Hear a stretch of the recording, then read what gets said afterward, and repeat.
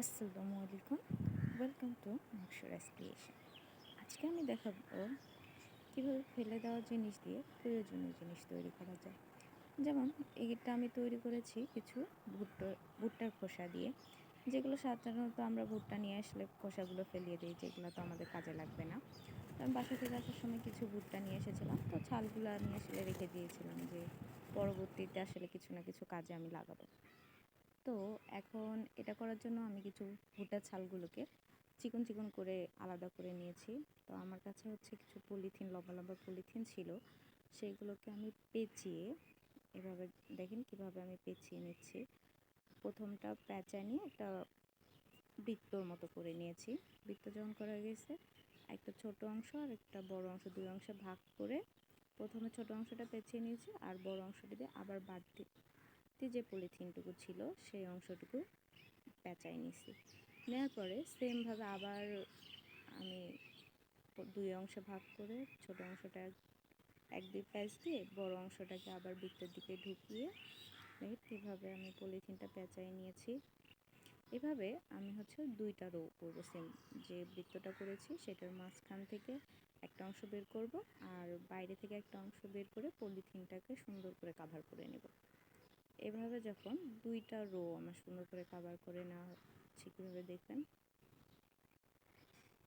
এভাবে কাভার করে নেওয়ার পর তৃতীয় রোতে গিয়ে আমি যখন কাজ শুরু করব, যে প্রতিটা রো দিচ্ছি দেখেন মাঝখানে একটু একটু করে ফাঁকা অংশ থাকতেছে।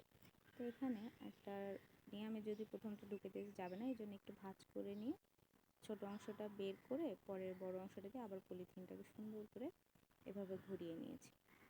যদি ঠিকভাবে খেয়াল করেন তাহলে বুঝতে পারবেন যে কীভাবে জিনিসটা করা হচ্ছে।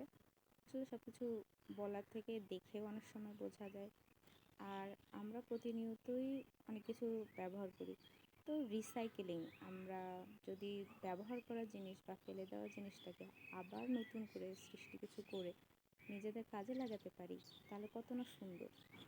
একটা জিনিসকে সহজে ফেলাই না দিয়ে, পরিবেশ দূষণ না করে সেটাকে আবার আমরা কি নিজেদের ব্যবহার্য কাজে লাগাতে পারি।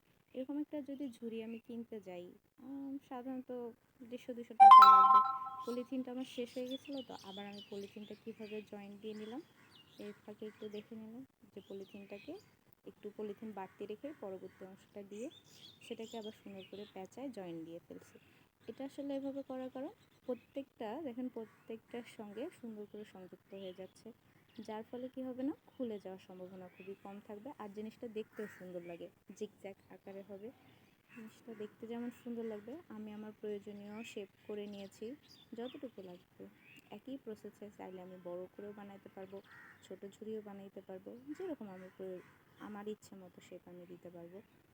করার পর এখন আমি যখন উপরের দিকে গাঁথা শুরু করব, তো প্রথমে আমি একটার পর একটা দিচ্ছিলাম, মানে বৃদ্ধি করার জন্য। যখন উপরের দিকে যাব তখন হচ্ছে একটার উপরে আর একটা দিয়ে এভাবে গাঁথতে শুরু করব।